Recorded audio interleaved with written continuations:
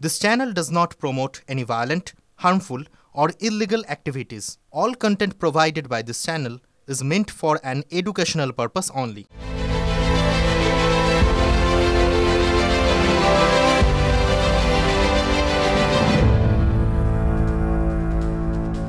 কথা কম কাজ বেশি স্পেশাল রিপোর্টে আরেকবার মনে করালাম, কারণ এই বার্তা দিতে চেয়েছেন শাসক দলের নাম্বার 2, আর সে কথাই অক্ষরে অক্ষরে পালন করছেন দিদি নাম্বার 1 রচনা ব্যানার্জি। দলে আবার তিনি দলের দিদি মানে মমতা ব্যানার্জির প্রিয় পাত্রী বলেই পরিচিত। লোকসভা ভোটের আগের কথা মনে আছে আপনাদের? শিল্পায়ন বোঝাতে ধোঁয়া দেখিয়েছিলেন, কুইন্টাল কুইন্টাল জলের কথা বলেছিলেন। আর কোনো ফাউল নয়, উল্টে কাজ করে কৃতিত্ব আদায় করে নিতে চান রচনা। এই তো গতকাল নিজের কেন্দ্রে বলাগড়ের ভাঙন দেখাতে কেন্দ্রীয় দল নিয়ে এলেন। তারপরও বললেন, কি বললেন শুনুন। একটু বাচ্চারা হয়, বেবিরা যেরকম হয়, উনি বয়স হয়ে গেছে, উনি বেবি হয়ে গেছেন, তো বেবি হিসেবে বেবি সুলভ আচরণ করলে উনি একটু খুশি হবেন। তো একটুখানি ফোন করে বলা যে দাদা আপনি আসবেন, তাতে উনি খুশি। তাতে যদি একটু ফোন করে বললে যদি উনি আসেন তো আসুন, তাই জন্য বললাম দাদা আপনি আমার কাছে আসুন। দাদা আবার বেবিও। সাংসদ রচনা ব্যানার্জি খোঁচা দিলেন কি কাকে? আরে বলাগড়ের বিধায়ক মনোরঞ্জন ব্যাপারীকে, কিন্তু দলেরই বিধায়ককে সাংসদের খোঁচা কেন? বলাগড়ে গঙ্গার ভাঙন নিয়ে কেন্দ্রকে চিঠি দিয়েছিলেন হুগলির সাংসদ। বৃহস্পতিবার ভাঙন পরিদর্শনে আসেন কেন্দ্রের প্রতিনিধি দল, অথচ সেখানেই নেই বলাগড়ের বিধায়ক। গত সেপ্টেম্বরেও ছিলেন কই? সেদিনও বলাগড়ে গিয়েছিলেন সাংসদ রচনা ব্যানার্জি, মনে নেই? সেদিনই তো বলেছিলেন কুইন্টাল কুইন্টাল জল। সেদিন বলাগড়ের সাংসদ, লোকজনও ভিড় করলেন, ভাঙনে ক্ষোভের কথা শোনালেন। তারপরই তো মুখ্যমন্ত্রী সুরে সুর মিলিয়ে ডিভিসিকে কাঠগড়ায় তুললেন। না জানা অবস্থায় কুইন্টাল কুইন্টাল জল বেরিয়ে আসছে, না জানা অবস্থায় কুইন্টাল কুইন্টাল জল বেরিয়ে আসছে। কুইন্টাল কুইন্টাল জল, ডিভিসিকে দুষলেন, আবার কেন্দ্রের সাহায্য চাইলেন। গঙ্গার ভাঙনের যে কত কত মানুষের ঘর বাড়ি চলে যাচ্ছে, সেটা আরো একবার আমি এখানে সে প্রত্যক্ষদর্শী হলাম। কারণ আমি যখন প্রচারের সময় এসেছিলাম, আমি যেই জায়গায় দাঁড়িয়েছিলাম, যেই জায়গায় দাঁড়িয়ে আমি সব দেখেছিলাম, সেই জায়গাটা এখন আর নেই। ব্যবস্থা করুক সেন্ট্রাল, কারণ এটা সেন্ট্রালের হস্তক্ষেপ ছাড়া আমরা কিছু কাজ করতে পারবো না। সেদিন কেন্দ্রের সাহায্য চেয়েছিলেন, আর চিঠি চালাচালির পর বৃহস্পতিবার 16 জানুয়ারি ভাঙন পরিদর্শনে কেন্দ্রীয় দল। 1 বছরের মধ্যেই কেন্দ্রীয় টিম। 1 বছর হয়নি, এখন 6 মাস হয়েছে। 6 মাস। তিনি একাধিকবার আশ্বাসও দিয়েছিলেন, বলেছিলেন চেষ্টা করা হবে। ঠিক আছে, হচ্ছে তো, কাজটা হওয়া নিয়ে কথা, যেই করুক না কেন আমি করছি, চেষ্টা করছি।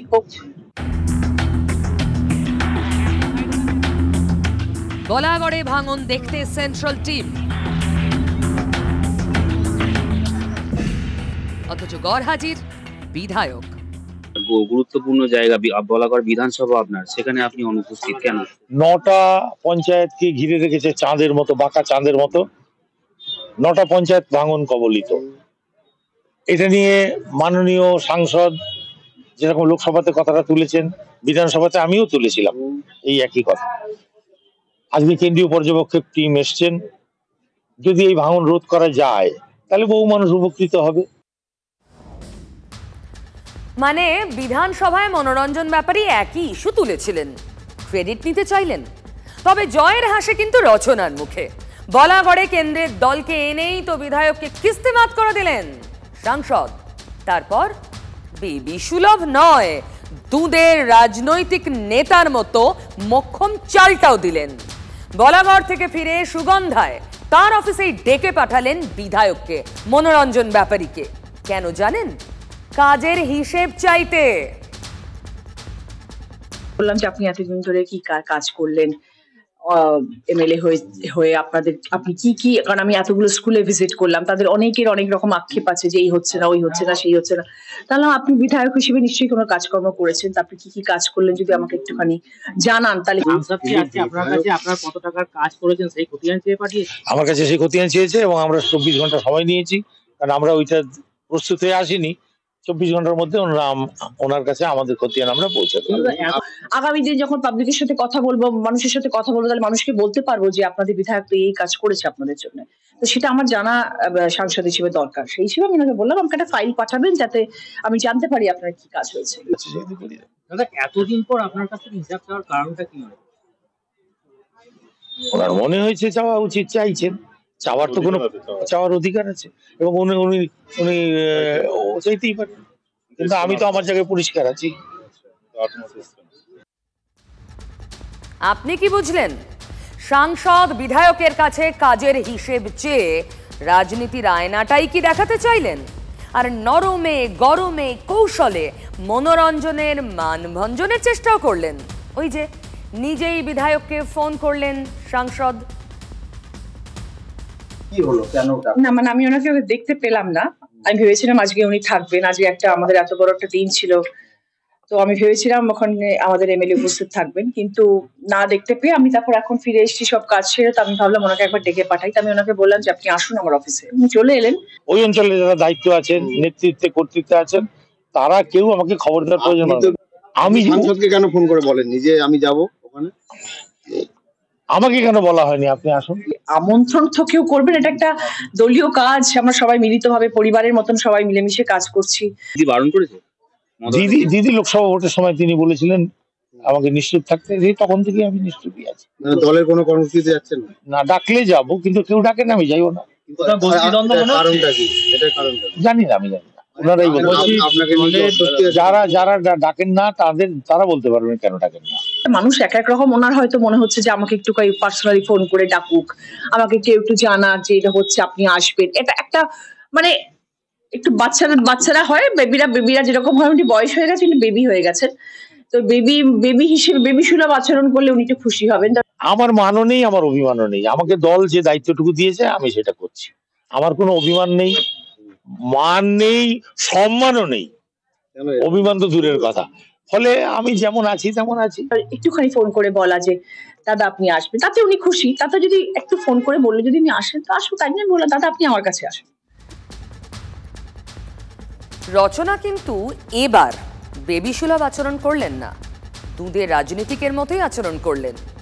আচ্ছা, আর একজনের প্রসঙ্গে আসি, যিনি পাখির চোখ সেট করে নিয়েছেন 26-এর জন্য। নন্দীগ্রাম থেকে কোথায় দেখুন।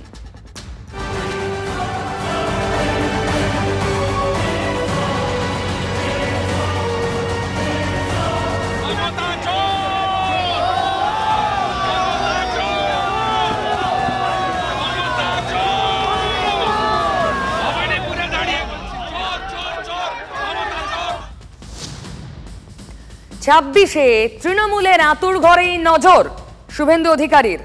কেন্দ্রের নাম ভবানীপুর। 26-এর ভোটে এই ভবানীপুর থেকে দাঁড়ানোর মানসিক প্রস্তুতি কি নিয়ে ফেলেছেন বিরোধী দলনেতা? 26-এর ভর কেন্দ্র কি ভবানীপুর? শুভেন্দুর রাজনৈতিক কর্মসূচির কয়েক ঝলক দেখালাম। 7 দিনের ব্যবধান। দক্ষিণ কলকাতায় দুটো মিছিলে হাঁটলেন শুভেন্দু অধিকারী। কালীঘাটের কান ঘেঁষে প্রতিবাদ মিছিলে তাকেই সামনের সারিতে দেখলাম। সাধারণত নিজের জেলা পূর্ব মেদিনীপুর ছাড়া আর কোথাও এত ঘন ঘন কর্মসূচি করেন না শুভেন্দুবাবু। চিড়িয়াখানার জমি বিক্রির সরকারি সিদ্ধান্তের বিরোধিতা করে 9 জানুয়ারির মিছিলে প্রকাশ্যে বলেছিলেন নন্দীগ্রামের থেকেও ভবানীপুর তার কাছে ইজি সিট।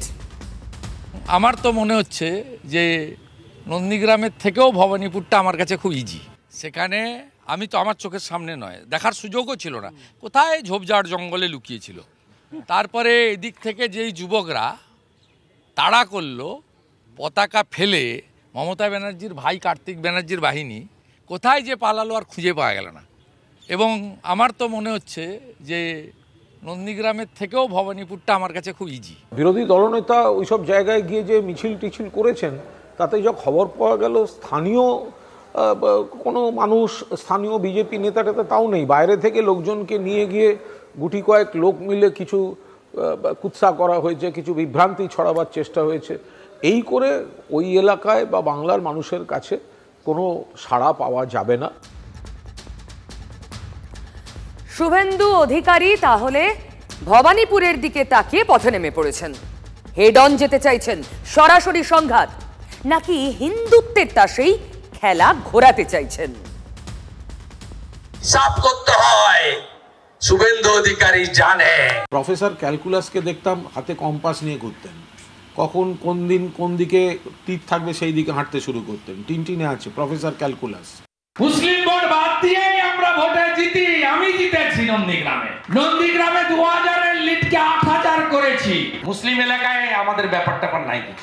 হিন্দু 39% একাট্টা হয়েছে বলেই আমরা 2,33,27,000 ভোট, আর 5% হিন্দুকে আমাদের পক্ষে ভোট করাতে হবে। কিভাবে হিসাব করতে হয় শুভেন্দু অধিকারী জানে। বটেই তো, কিন্তু ভবানীপুরের হিসেবটা কি সেটাই তো বোঝার চেষ্টা করছি। স্ট্র্যাটেজি তো কেউই সামনে আনেন না, তা ভোটের এত আগে। যদি সংখ্যালঘু ভোট দেখেন, 2 কেন্দ্রে 19 আর 20। ভবানীপুরে নন্দীগ্রামের চেয়ে 2% কম মুসলিম ভোটার। শুভেন্দুর কথাতেও বুঝলেন মুসলিম ভোট নিয়ে তিনি অন্তত ভবানীপুরে ভাবছেন না। তাহলে জয়ের অঙ্কটা কি? উপনির্বাচনে মমতা ব্যানার্জি জিতেছিলেন 58,832 ভোটে, কিন্তু লোকসভা ভোটে ভবানীপুর বিধানসভা এলাকায় তৃণমূলের ব্যবধান কমে হয় 8,271। 269 বুথের মধ্যে বিজেপি এগিয়ে ছিল 149 বুথে। ভবানীপুর বিধানসভা এলাকার 8টির মধ্যে 5টিতে এগিয়েছিল বিজেপি, 3টিতে তৃণমূল। মুখ্যমন্ত্রীর বাড়ির ওয়ার্ডে তৃণমূল এগিয়েছিল মাত্র 279 ভোটে। তৃণমূলকে বাঁচিয়ে দিয়েছিল মুসলিম অধ্যুষিত 77 নম্বর ওয়ার্ড। সেখানে তৃণমূল প্রার্থী এগিয়েছিলেন 12,325 ভোটে। বিজেপির প্রিয়াঙ্কা টিব্রেওয়াল 58,000-এরও বেশি ভোটে ভবানীপুরে হেরেছিলেন। শুভেন্দুর নিশ্চয়ই সে কথা মাথায় আছে। তবে প্রিয়াঙ্কা টিব্রেওয়াল আর শুভেন্দু অধিকারী তো এক নন। তিনি আমার কাছে হেরেছেন 1956 ভোট। এর পরের বিধানসভায় মমতা ব্যানার্জি যেখানে লড়বে, আমি আমাদের পার্টিকে বলবো, নাড্ডাজিকে বলবো, যদি সভাপতি থাকেন বা অন্য যে থাকবে, যে আমাকে ওখান থেকে লড়ান, আমি আবার হারাবো। পার্টি বললে আমি ওকে হারাবো। 294 এর মধ্যে যদি 9-10টা পায়, যেরকম কলকাতা পৌরসভার মতন অবস্থা, 3টে পেয়েছে।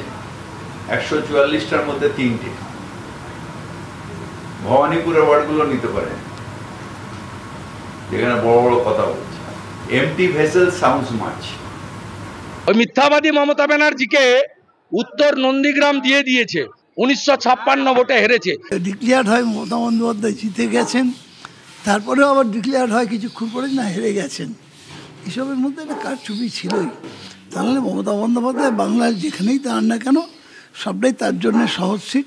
65,000 মুসলমান ভোট, সব মুসলমান ভোটও পাওয়ার পরেও আমাকে হিন্দুরা জিতিয়েছে। প্রফেসর ক্যালকুলাসকে দেখতাম হাতে কম্পাস নিয়ে ঘুরতেন, কখন কোন দিন কোন দিকে তীর থাকবে সেই দিকে হাঁটতে শুরু করতেন। টিনটিনে আছে প্রফেসর ক্যালকুলাস। 26-এর লড়াইয়ে বিজেপির যে নেতৃত্ব সারা রাজ্য চষে বেড়াবে, তার অভিমুখ এই দক্ষিণ কলকাতাও। আমার তো মনে হচ্ছে যে নন্দীগ্রামের থেকেও ভবানীপুরটা আমার কাছে খুব ইজি।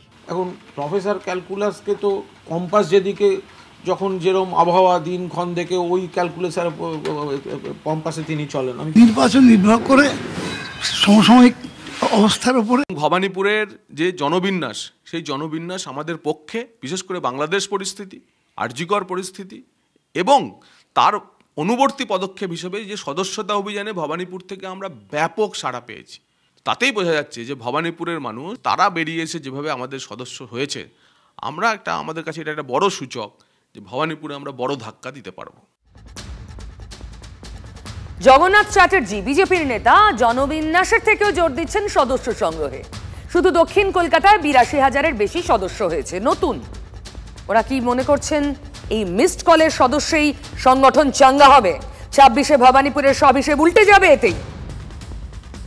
কলে মাথা টিপে ঠুকে মরে গেলেও দক্ষিণ কলকাতায় সবটাই তৃণমূলের, কারণ মমতা দির আতুরা যখন একটা এমপি ছিল তখনও দক্ষিণ কলকাতায় ছিল। এরকম অনেক ওই টিভি মিডিয়ার ব্রেকিং দেওয়া হয়, কিন্তু নির্বাচনের সময় নির্বাচন তো একটা অন্য লড়াই, ফলে নন্দীগ্রামে কে দাঁড়াবেন জিতবেন, ভবানীপুরে কে দাঁড়াবেন জিতবেন সেটা অনেক পরের প্রশ্ন।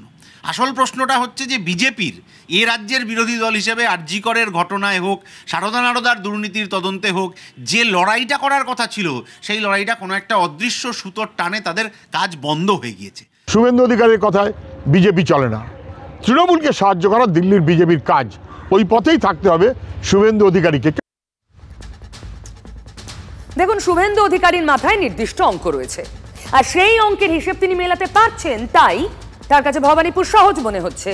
কিন্তু শুধু তার নজরে ভবানীপুর ভাববেন না, তার নজরে ওই প্রতিবাদ, ওই আন্দোলন, ওই আবেগটাও। যারা এখন এক পা এগিয়ে দু পা পিছিয়ে যাচ্ছেন। মেদিনীপুর মেডিকেলের 12 জন চিকিৎসক সাসপেনশনের পর এফআইআর দায়ের হলো। পূর্ণ কর্মবিরতি ঘোষণা করেও শেষমেশ পিছু হটলেন জুনিয়র ডাক্তাররা। কেন? গতকাল সাংবাদিক বৈঠক করে পূর্ণ কর্মবিরতির কথা বললেন, আর আজ জরুরি বিভাগ চালু রেখে আংশিক কর্মবিরতি। এক পা এগিয়ে দু পা পিছিয়ে। ন্যায় বিচারের দাবিতে আমরা বাধ্য হয়েছি আজ থেকে জরুরি এবং অজরুরি পরিষেবা অনির্দিষ্টকালের জন্য বন্ধ রাখতে।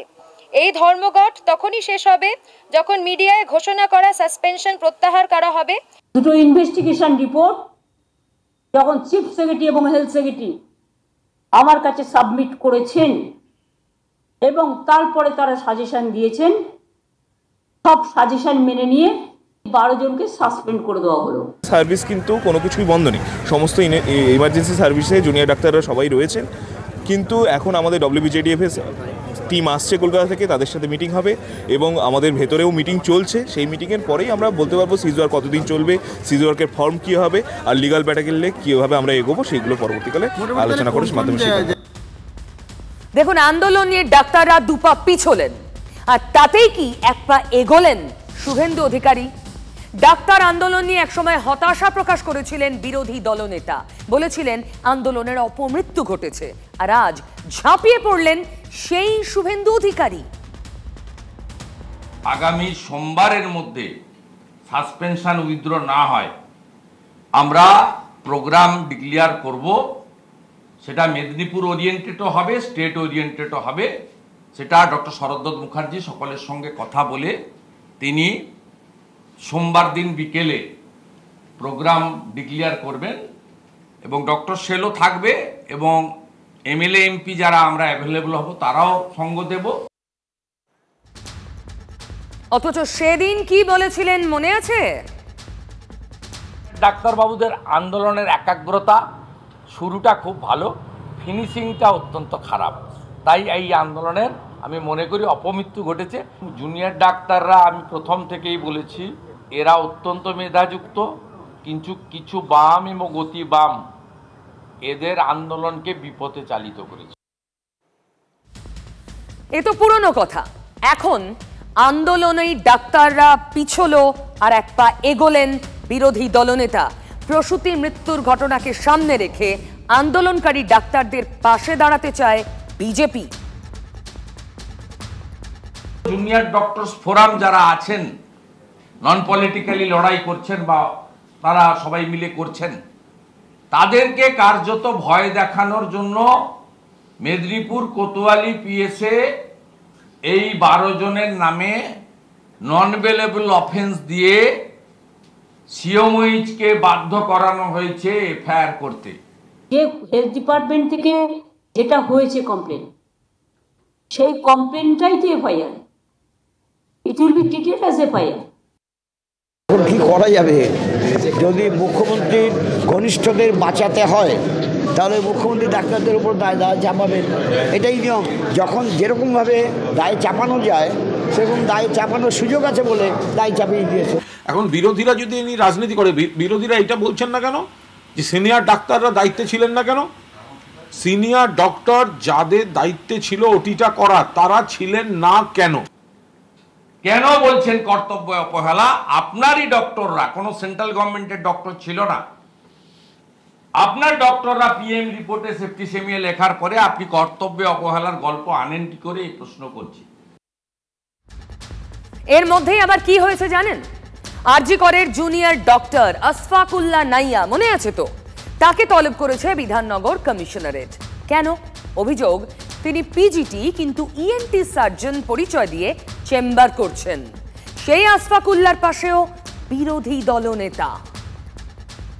আশফাকুল্লা নাইয়ার বাড়িতে যেটা হয়েছে কাকদ্বীপে, আমরা কন্ডেম করেছি। আমি নিজে আশফাকুল্লা ভাইয়ের সঙ্গে ফোনে, ভিডিও কলে, হোয়াটসঅ্যাপ কলে এবং কথা বলেছি, তাকে বলেছি। আরো আছে, আরজিকর আন্দোলনের সময় জুনিয়র ডাক্তারদের স্পষ্ট বার্তা ছিল, রাজনীতির প্রবেশ নয়, বিশেষ করে কোনো সাম্প্রদায়িক শক্তিকে আন্দোলন হাইজ্যাক করতে দেওয়া হবে না। তাহলে আশফাকুল্লার সঙ্গে কথা বললেন বিরোধী দলনেতা, সাহায্যের কথা বললেন, খেলা ঘুরে গেল। এই এত পরিস্থিতির মধ্যেও আমরা দেখতে পাচ্ছি যে বিভিন্ন রাজনৈতিক দল কিন্তু ক্ষুদ্র দলীয় স্বার্থ নিয়ে আমাদের আন্দোলনের পাশে থাকার নাম করে কিছু উদ্দেশ্য প্রণোদিতভাবে নানা কাজ করছে। এটা আমাদের ব্যথিত করছে। যে এখানে কোনো পলিটিক্সের বিষয় নয়। Leader of opposition means those who are torture by the state government and state ruling party. আমরা তাদের সাথে আছি। একটা যে জায়গাটায় একটা জায়গা একটি গ্রামীণ এলাকা, তো সেখানে যদি সাইনবোর্ডে লেখা থাকে যে অমুক বিশেষজ্ঞ দেখছেন এবং তিনি যদি তখন সেই বিশেষজ্ঞ না হন, তো সেখানকার মানুষ যদি অভিযোগ করে থাকেন তাহলে পুলিশ তদন্ত করেছে। কত কি হয় না। অগস্টে যে আন্দোলন শুরু হয়েছিল, জানুয়ারিতে এসে সেখানে রং দে তুমোহে গেরুয়া হয়ে গেল। আবার কালই তদন্ত শেষ করে তিলোত্তমা কাণ্ডের, তিলোত্তমা মামলার রায়দান। নজর সবার আছে। এখানে দক্ষযজ্ঞ চলছে, আর মুম্বাইয়ে দক্ষযজ্ঞ নিরাপত্তা নিয়ে। সৈয়ফ আলী খানের ঘটনার পর নিজেরই বাড়িতে একের পর এক ছুরির কোপ, হাসপাতালে পিঠে গেঁথে থাকা এত বড় ছুরি অপারেট করে বের করা হয়েছে, সেই ছবিও সামনে এনেছেন ডাক্তাররা।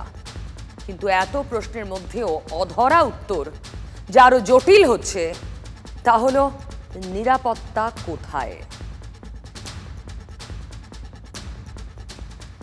এদিক ওদিক দেখতে দেখতে যিনি উঠছেন সিঁড়ি দিয়ে, অপরাধীর মতোই হাবভাব, মাথা মুখ গামছায় ভালো করে পেঁচিয়ে উনি সিঁড়ি দিয়ে উঠলেন। সূত্র বলছে এটি আততায়ীর ঢোকার ছবি। সময়টা খেয়াল করেছেন? রাত 1:37। সেই সময় বিল্ডিং এন্ট্রি, চোরের মতো পিঠে ব্যাগ নিয়ে। আর এখান থেকেই গল্পটা শুরু। দেখুন আর একটা সিসিটিভি ফুটেজ দেখুন। এই ছবিটা অভিযুক্তের বেরিয়ে যাওয়ার। এবার আর ধীরে সুস্থে নয়, ঝড়ের গতিতে। সময়টা দেখুন, রাত 2:33। এখানে আর মুখ ঢাকা নেই, একদম খোলা ছবি। ক্যামেরার দিকে চোখ। ক্যামেরার দিকে কেন? মুখ ঢাকার চেষ্টা আর নেই কেন? ওপরে যা হয়েছে তার ধাক্কায়, টেনশনে গামছাটা তখন কাঁধে, ছুটে বেরিয়ে গেলেন। এত বড় হাই প্রোফাইল একটি আবাসনে ঢোকা তো মুখের কথা নয়। ঢুকলো কি করে এই ব্যক্তি?